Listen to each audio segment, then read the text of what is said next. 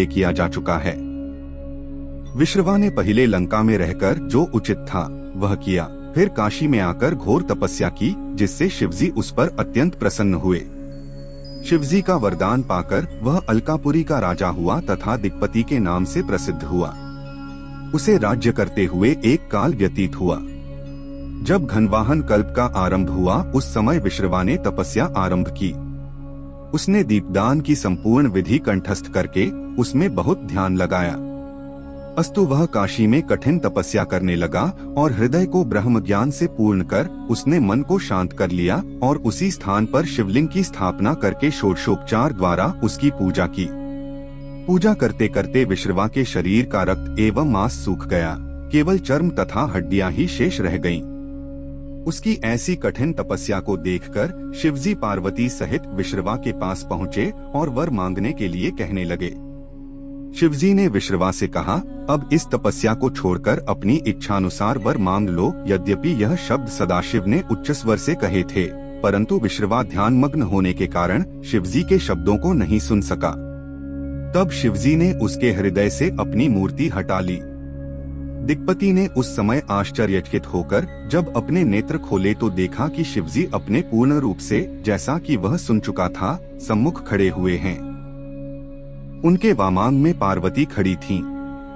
यह देखकर वह अत्यंत प्रसन्न हुआ, परंतु अत्यंत प्रकाशवान तेज को देखने की शक्ति न होने के कारण उसने अपने नेत्र बंद कर लिए।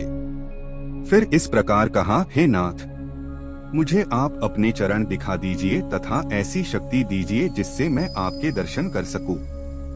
मैं इसके अतिरिक्त और कुछ नहीं चाहता, क्योंकि संसार में इससे अधिक और कोई पदार्थ नहीं है। दिक्पति यह कहकर चुप हो गया।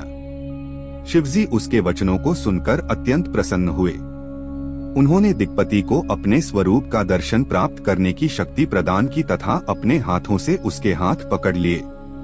सर्वप्रथम दिक्पति ने नेत्र खोलते ही शिवरानी को देखा और कहा, ये देवी कौन हैं? इनका बड़ा सौभाग्य है जो ये शिवजी के इतने निकट रहती हैं। इनके पुण्य, प्रेम तथा माता पिता को धन्य है।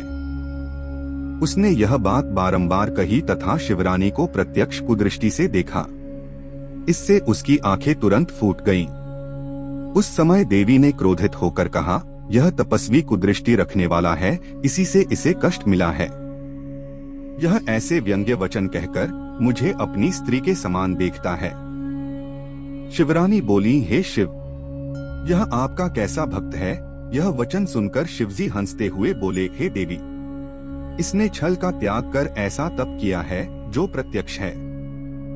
तुमको मेरे साथ देखकर तुम्हारे भाग्य को अपने से अधिक जानकर इसने सराहना की है। यह कुदृष्टि से नहीं देखता। इसके पश्चात शिवजी दिक्पति से बोले, तुम्हारी जो इच्छा हो मांग लो। हमारे आशीर्वाद से तुम समस्त निधियों एवं संपूर्ण राजाओं के स्वामी होगे। तुम्हारे अधीन विद्याधर, यक्ष तथा किन्नर रहेंगे। तुम्हारी जो गुप्त इच्छा है हम उसे भी जानते हैं। अस्तु, हम मित्र होकर तुम्हारे ही निकट रहेंगे, अर्थात कैलाश पर्वत पर निवास कर तुमसे अत्यंत प्रेम रखेंगे और तुम्हारी हर कठिनाई को दूर करते रहेंगे। अब तुम शिवरानी के चरणों पर गिरकर इनसे क्षमा मांगो, क्योंकि ये तुम्हारी माता हैं। इस प्रकार ये प्रसन्न होकर अपना क्रोध शांत कर लेंगी। शिवजी की आज्ञा सुनकर विश्रवा शिवरानी के चरणों पर गिर पड़ा। तब शिवजी शिवरानी से बोले, हे देवी, यह तुम्हारा